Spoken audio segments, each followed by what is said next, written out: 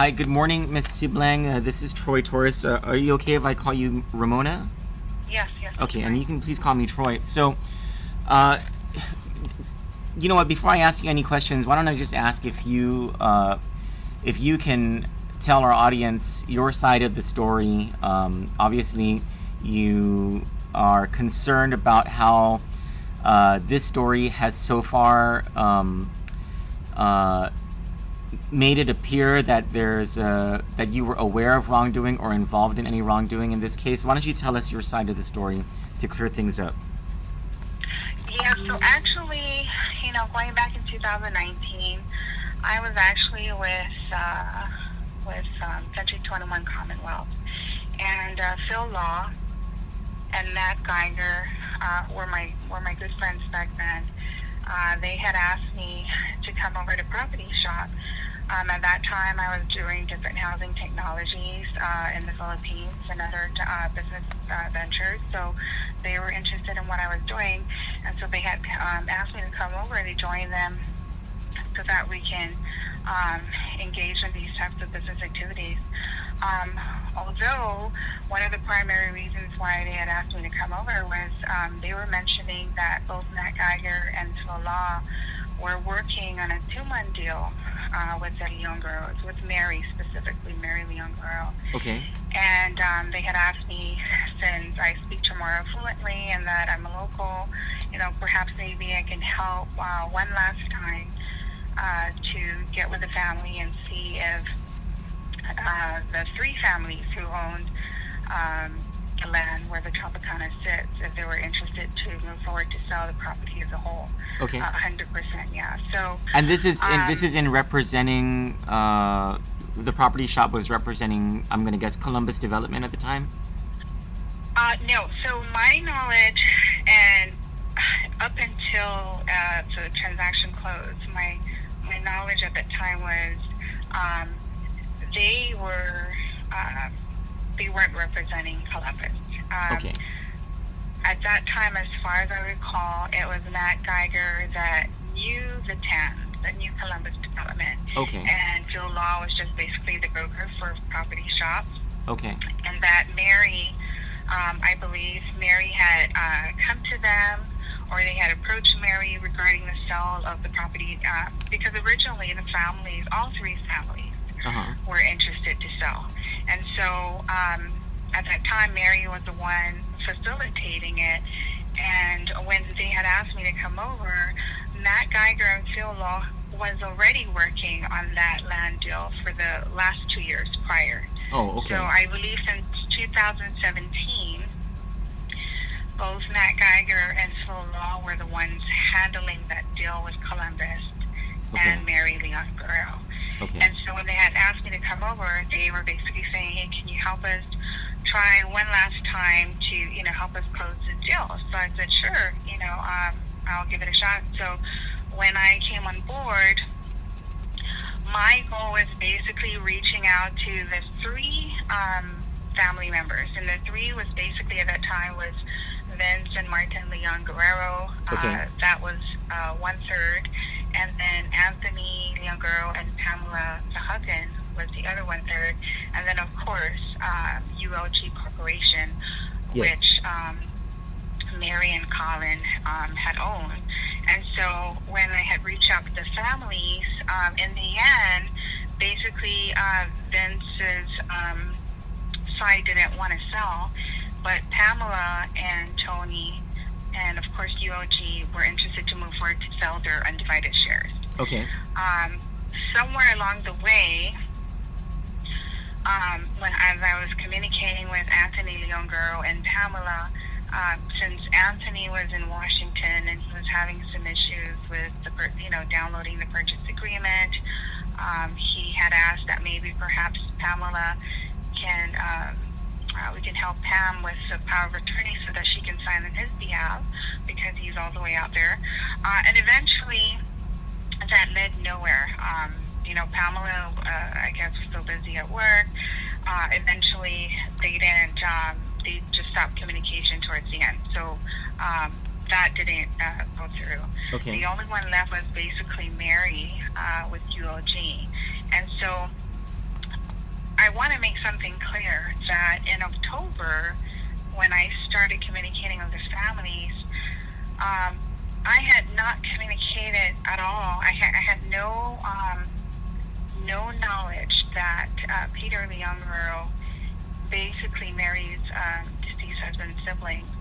I had no knowledge that they had any ownership in UOG. In October of 2019 is what you're saying? Yes. Okay.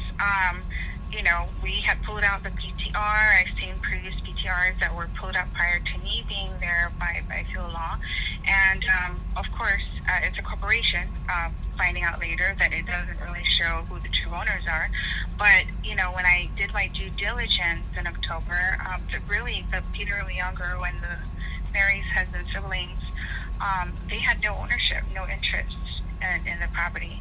And so, yes, it is correct that we went from trying to sell 100%, but that didn't happen because eventually, Pam, I guess, just stopped communicating. Vince already made it clear that he didn't want to sell his share, so Mary was the only one left, and she had asked me, if I can represent her, if I can help her sell her undivided share. I went back to Phil Law, and he knew that the other two parties eventually, we didn't move forward with the other two, with Pam and Vince Leon Girls. So Phil Law had asked me, well, if you want, because we're done with this deal, we can't sell it as a whole, why don't you take Mary in as your client and start a new listing agreement? So basically, I listened to him, and I started a new listing agreement with Mary, and I officially became her realtor. And so in October, when I was moving forward with Mary, Peter Leongro and Bernadette, which is the husband's siblings, I didn't see their names anywhere. I had asked Mary for documents, and the only documents that Mary had supplied me was her final decree, final distribution, which is the probate papers. Yes, so that was from 2013, I think that was, right? No, 2014. So her 2014. husband had passed away in 2014, and Okay. the probate was done in 2016. So the probate clearly indicates that Mary and Colin own UOG Corp. And Okay. that's the last standing court document filed in the court showing that Mary and Colin do own UOG Corporation. And so, going back again in October, that call to Peter and Maddox and Bernadette and the family, which is the husband's siblings. I want to make sure I distinguish the family. This is like the I think it's the 73-minute phone call or something like that, the off-island phone call, right? Yes. Okay. So when that call was made, Mary mentioned to me, Greg's siblings want to have a conference call with you. They want to talk about, how much Columbus Development was offering. And mind you, okay, at that time we were selling it as a whole. I wasn't selling Mary's 1/3 share yet when I had spoken to Greg's siblings. Okay. At that time, it was still 100%.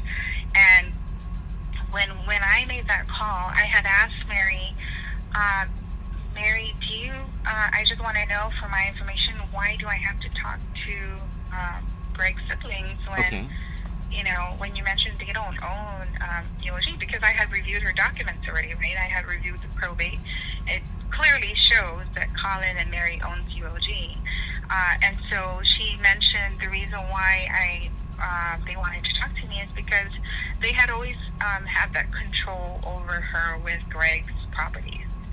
She mentioned that out of respect, because she's, when I met Mary, she was this Christian woman, feeding the homeless and donating to her church. She goes out and prays with everybody. So she was basically just being obedient, like, the siblings want to talk to you. They want to find out, everything that I do. So every time I would sell Greg's property, which is my property and my son, they made sure that I have to tell them about it. So when I made that call, and it was on Mary's phone because it was a conference call, Mm-hmm. when we made that call, it was my understanding that the reason why I needed to talk to them, not because they owned anything, but because out of respect, Mary had respect for them that they would always tell Mary that they had to be in the know every time she tried to sell anything that belongs to her husband. Okay. So I want to make that clear.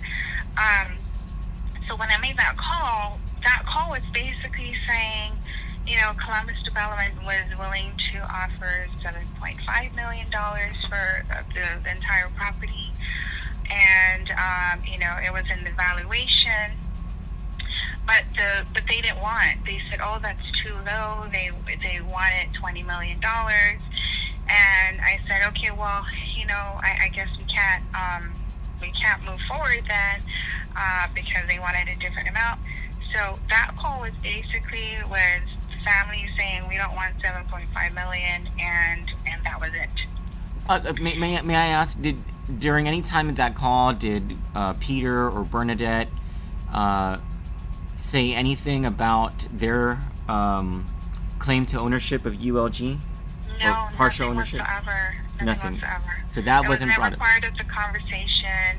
Okay. There was not at any given time. There was no mention of them owning any interest.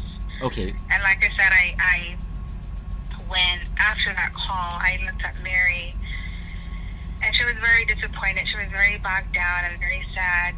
I looked at her and I said, I just need to know why do you have to always let them know? And she would say, I nanny.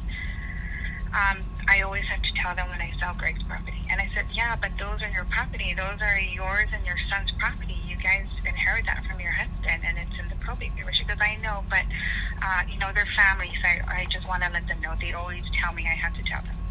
Okay. So that was that. I want to make that clear. Okay. So that was late October, and after in early November, after it was clear that Pam, because originally Pam was interested in Tony to move forward, but in early November, when Pam just did not communicate at all after, I did message Pam on WhatsApp, and I said, I just want to make sure I did my best to accommodate you. I want you to know that we're going to move forward to sell Mary's share, and if you guys are still interested, please let me know. Otherwise, we're going to move forward to sell Mary's undivided share. So she never communicated after that. So we just moved forward. Officially in late October, Mary had already,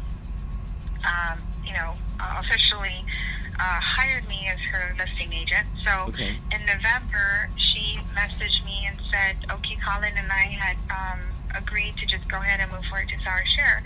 So we started the purchase agreement. At that time, Bill Law was still handling, the purchase agreement. And so when we moved forward in submitting the purchase agreement, of course, we had to open escrow. So Luce Nicholas was a good friend of mine and at Patico. So, every time I would sell a property or I have a sell, I would always, give her the business. She's my friend. Sure. So I would help support her over at Patico. And so she was the escrow officer at handling it. We had opened up escrow. And then after that, Phil Law, I had no communication with Columbus Development. I know initially when you had published a story that, I was seen in different communications with Columbus.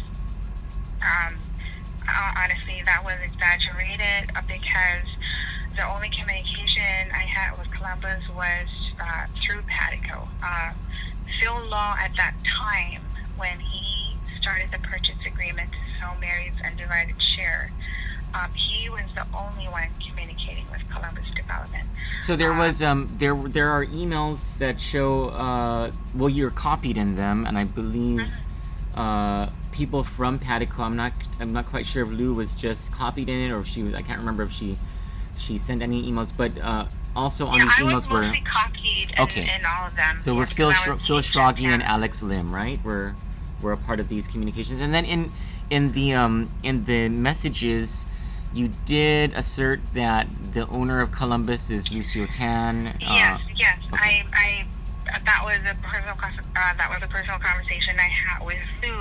That it was kind of like, hey, just to let you know, the owners, because nobody, if you would just say Columbus, no one would know that it was owned by Lucio Tan or Yes. the Tans. They have different corporations. right? Yes, they do. Handling their real estate matters, their lease, like the Micronesia Mall. So that was basically to elaborate that, okay, Columbus Development is owned by Lucio Tan. There was nothing, I didn't know how they used that, but basically that was just on a side note to Lou, like, hey, just to let you know, the owners are Lucio Tan. Okay.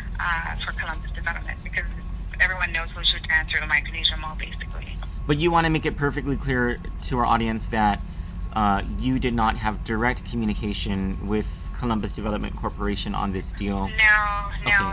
I had no, not at all. Okay. All my communications was basically with Patico and with my broker Phil Law. Phil Law was handling all the communications with Columbus. Okay. So I want to make clear that initially when we had started the purchase agreement, Phil Law did indicate himself as the one representing Columbus, and that I had represented Mary. Eventually, in the middle of all of that, Columbus Development came back and made it clear that no one is representing them. We had to change the purchase agreement because unless we changed that portion that showed that Phil Law was representing them, otherwise they won't sign the purchase agreement because no one was really basically representing them. Okay. Yes, so that basically clears up a lot, that Phil Law just made himself part of the purchase agreement. I'm going to bring you back. Phil Law had given me the listing agreement with Mary, right? So I had to start a new listing with Mary to sell her undivided share.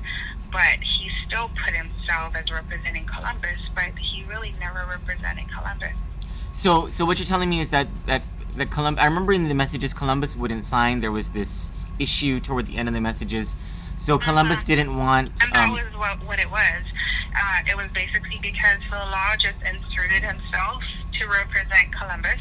Okay. But Columbus itself represented, at that time they didn't have any realtor representing them. I see. Okay. That's the reason why we had to remove him. Not for any reason, not because we tried to shortcut him in the commission as he kind of insinuated recently, but yes. It was because of that, yeah. May I ask whether you or if you know if Phil Law had ever communicated with Joseph Chua about any of this? No, not in my knowledge. Joseph Chua was, at least to my knowledge, from the beginning of the transaction to the end, I was never aware that Phil Law had communication with Joseph Chua. I don't know about Matt Geiger now, because Matt Geiger and Phil Law was the one handling the sale initially for the last 2 years prior. Okay. So I don't know if Matt had communication with them, but as far as to my knowledge with my ex-broker, he did not. It was basically just directly with Columbus and Phil Shoggy at that time. Okay. Did you accompany Mary Leon Guerrero to Revan Tax on November 11, 2019? Yes, absolutely. I mean, that's our job, right? Our job as realtors is to do our due diligence. So when when the purchase agreement was already drafted and it was submitted to Columbus Development for their review and their execution, I had asked Mary for documents, of course. I had to ask her for corporate documents, ownership, and so at that time, prior to that, she was just sending it through WhatsApp. Her probate papers was the only one that she had sent over.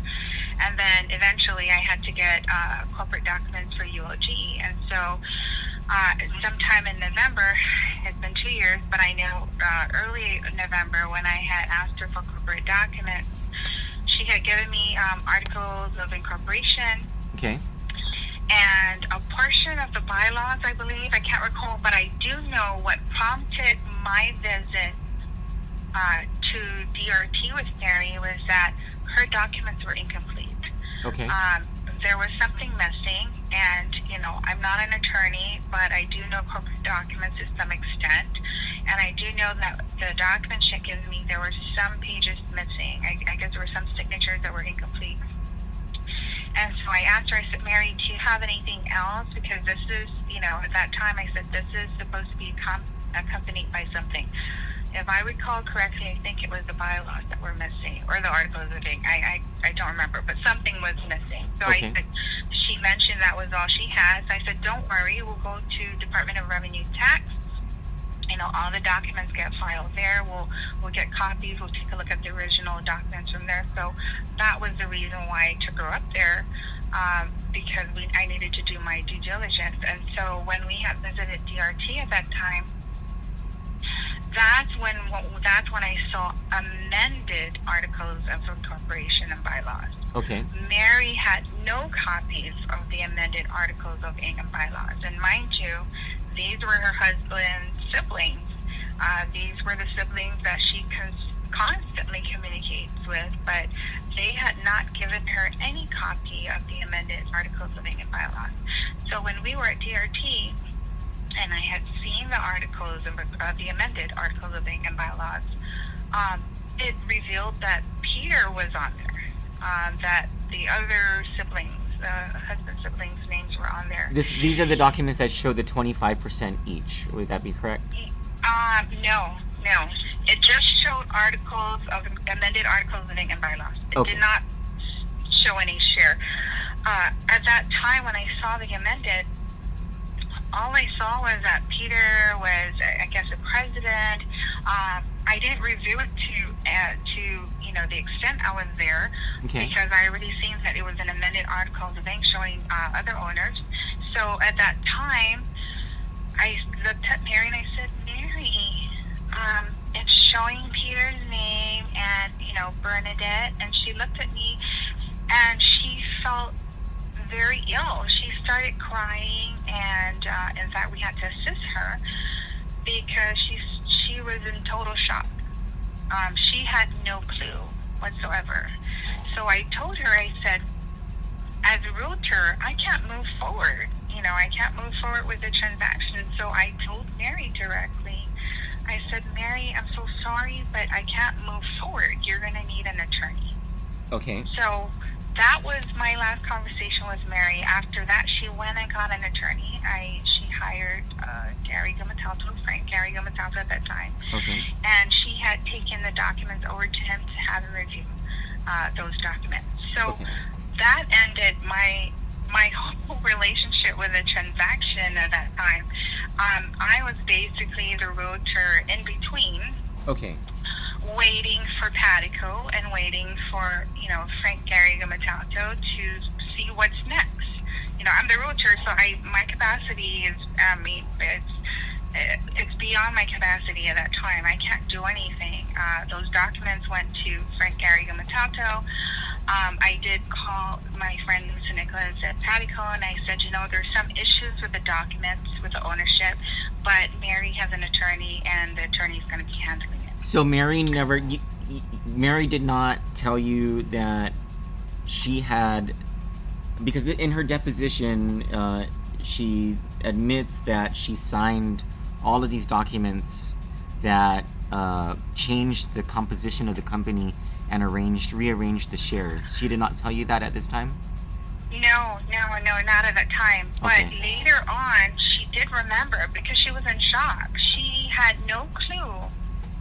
At the time I was at Department of Revenue and Tax, at the time I had seen those documents, and I looked at her and I said, Mary, what is this? And she said she had no clue.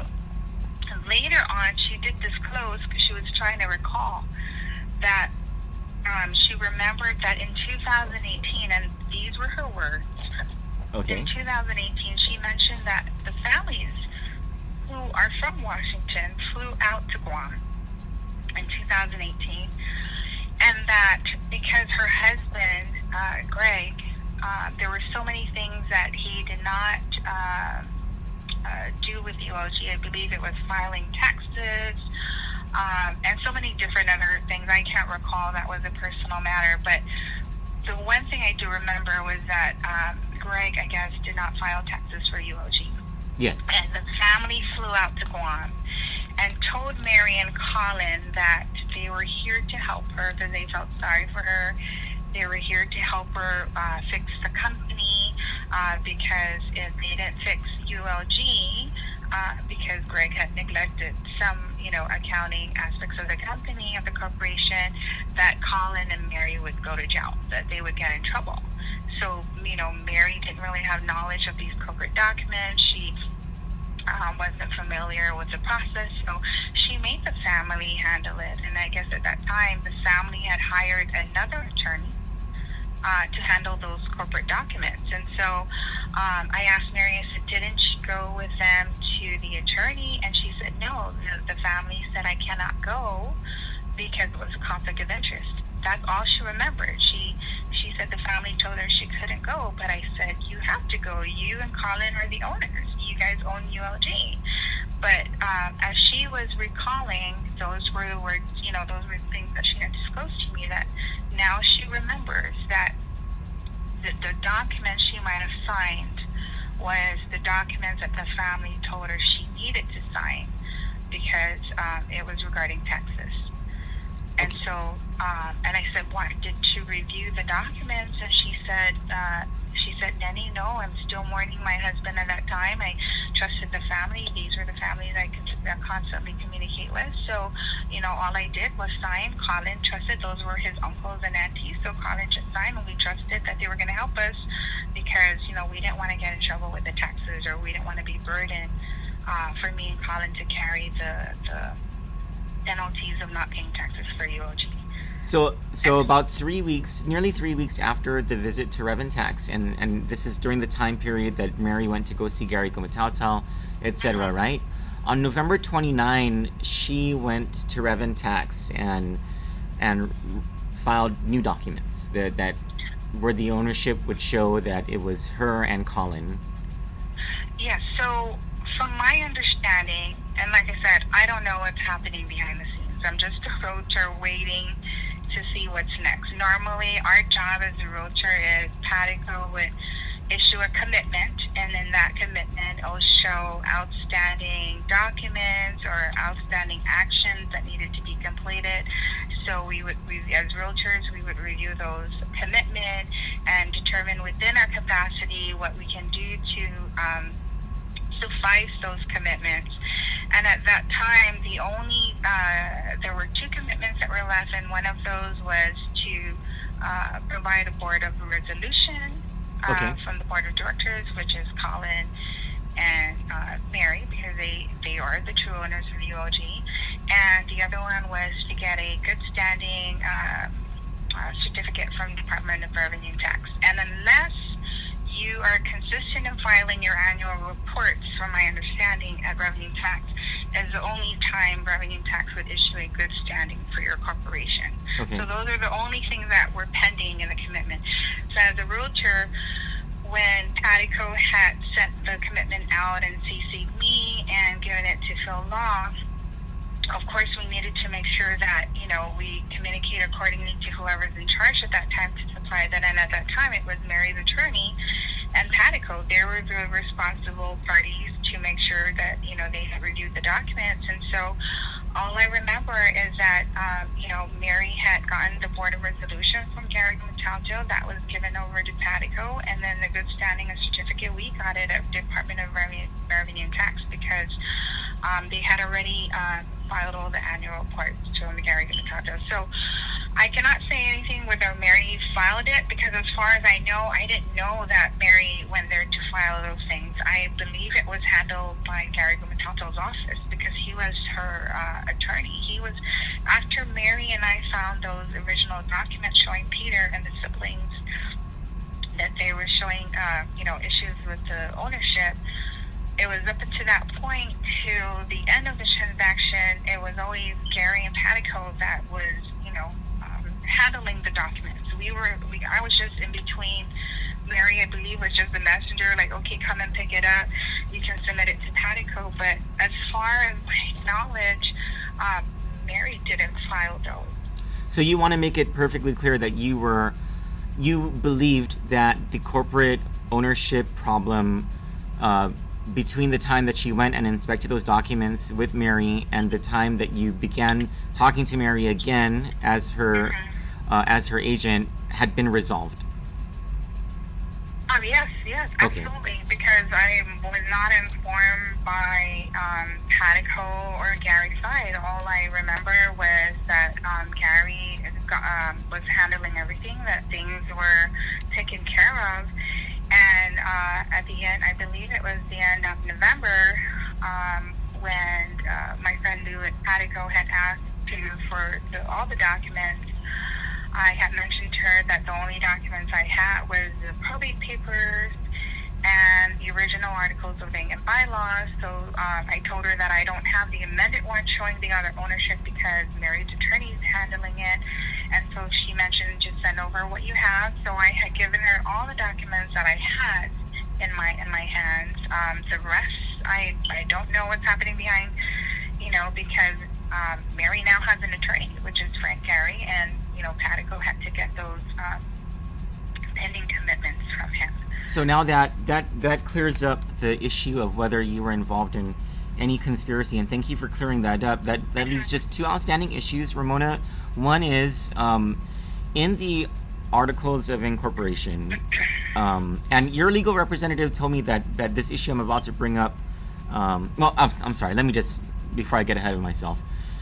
In the articles of incorporation, it does state that the board of directors must be made up of at least 3 people, and in the updated documents, there were only 2 people. That would be Mary and Colin. So my question is, because I don't understand real estate, is it your job as the agent to have done due diligence and looked through that, or was that something that the title company or the escrow officer should have done in looking for a discrepancy like that?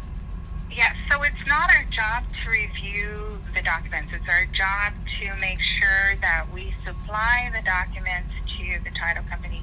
I mean, that's why we have an escrow company, right? An escrow company is there to make sure that all parties are protected. And their job is basically, asking the realtor, because I represent the seller at that time, is to get any documents that I had from the seller.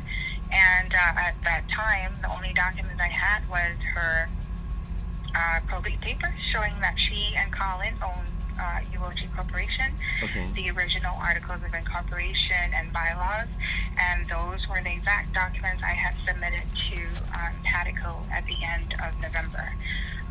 The other documents that showed issues with ownership, those documents were in the hands of Frank Gary Gumapalto.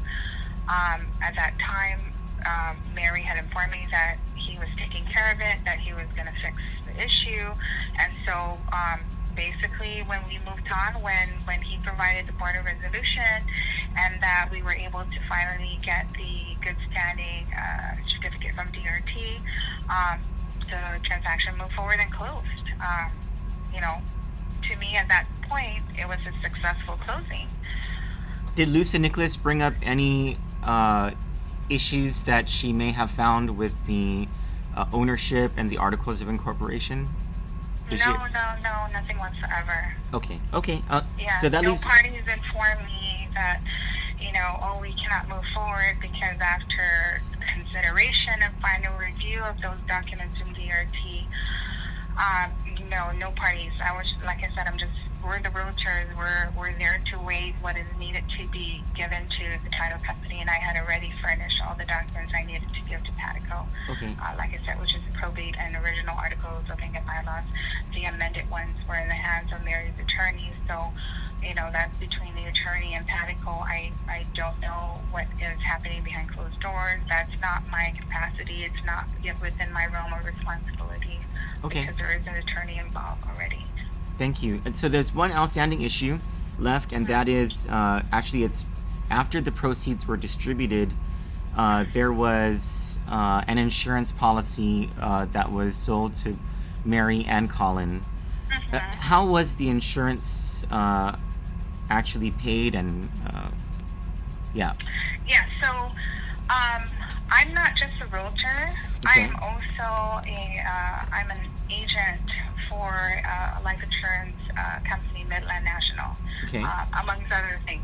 I like to diversify my income. So, there Sure. are so many realtors out there that sell life insurance, that sell Aflac, that sell, they cross out, right? Sure.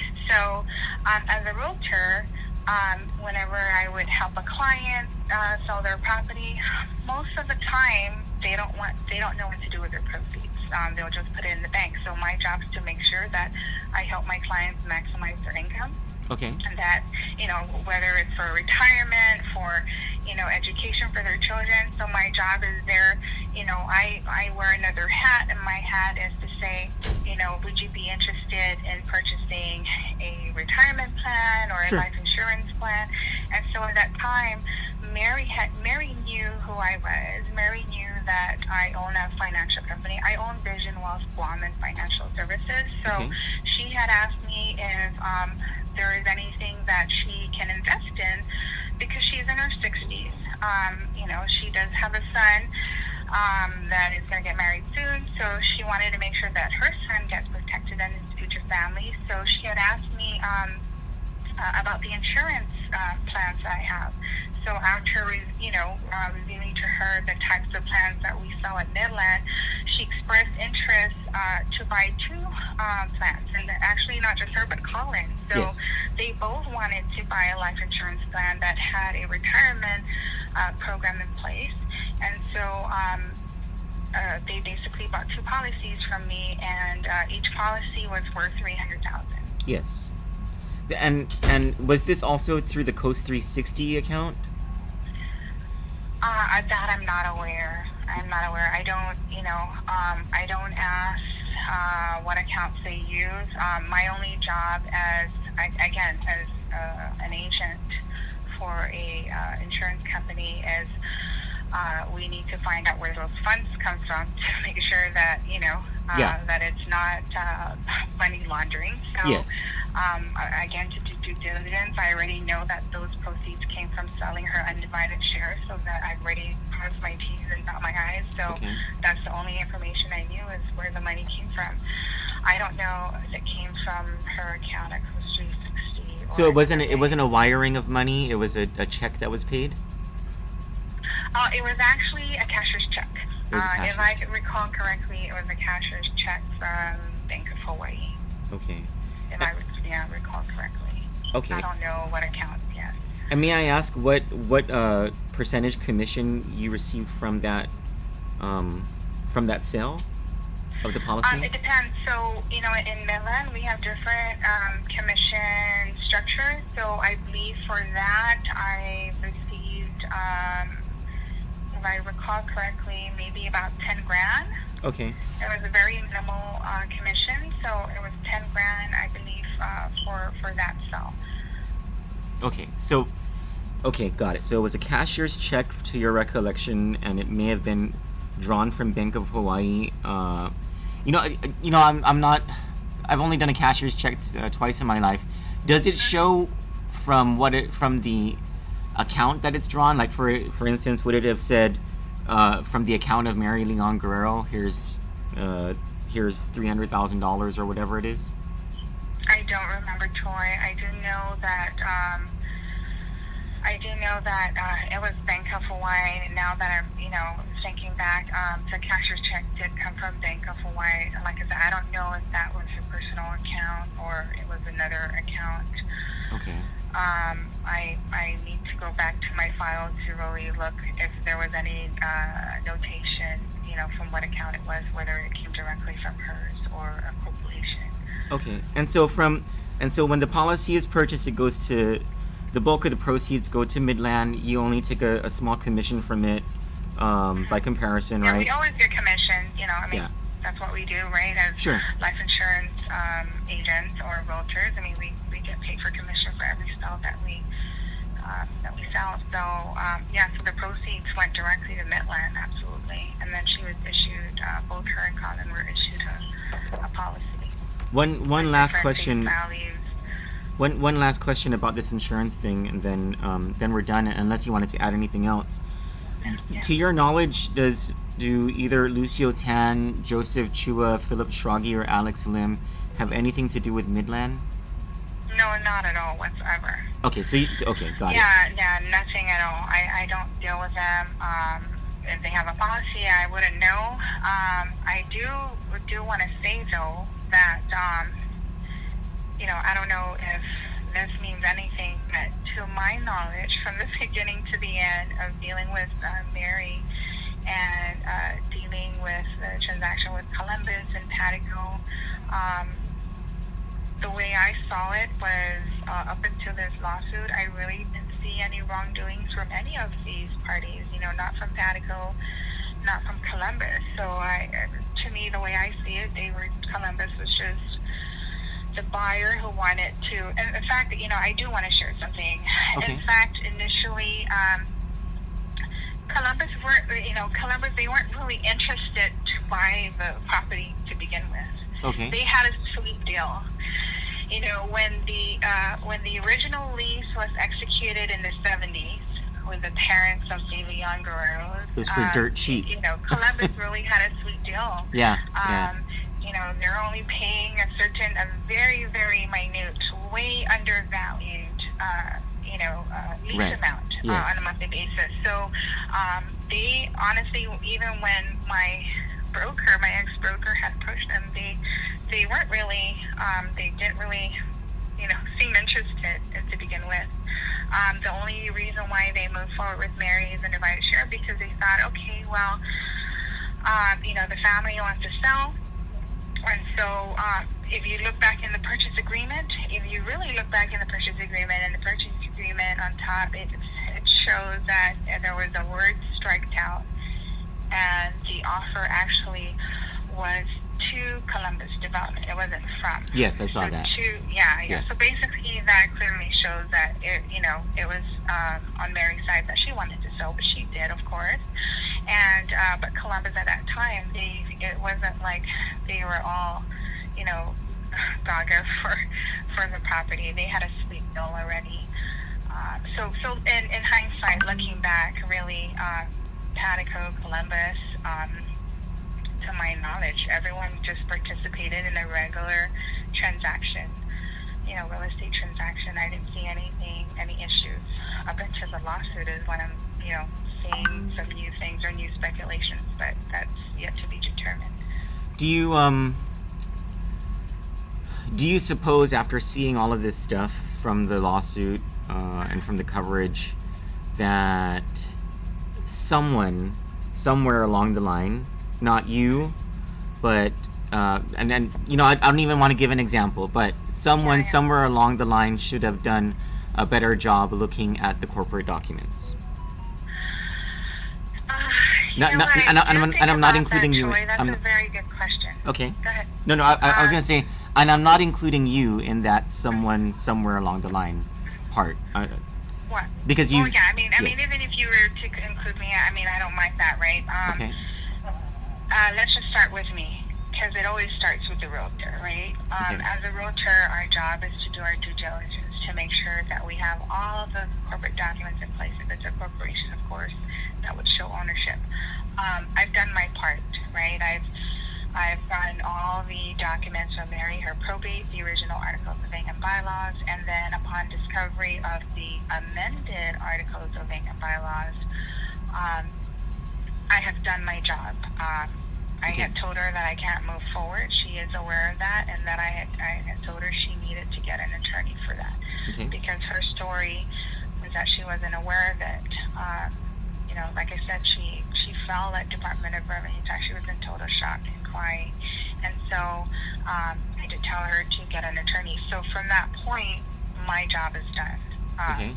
It's beyond my control. I don't handle corporate documents. So that goes over to the attorney. Now, going to the attorney and Patico, the attorney is there to represent Mary, right? So his job is to take in what Mary is sharing with him, to take a look at the documents and see what went wrong.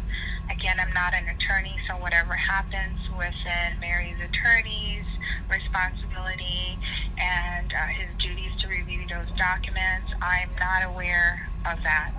I didn't have preview to that. But as far as Patico, I can't see either. As a realtor, it really is a responsibility of the escrow company to ensure that all the documents are in place. Okay. That's what an escrow company does. Now, I'm not sure whether Mary's attorney has supplied them with the documents that were supposedly needed correction, because, like I said, Mary and Colin are the original owners. They are the owners of UHG. So whatever happens to correct that issue, I don't know what happened. The only time I knew that things were already taken care of was when they had, when Pataco had asked for the Board of Resolution and the the good standing certificate. And after we had supplied that from Gary's office with the Board of Resolution and then the good standing at DRT, we did our job, and then it closed. Anything within Pataco and the attorney is beyond myself. So in hindsight, it really is, as a realtor, it really is the responsibility before it closes, that the title company reviews all these documents. I honestly, when I look back, I don't know what went wrong. Mm-hmm.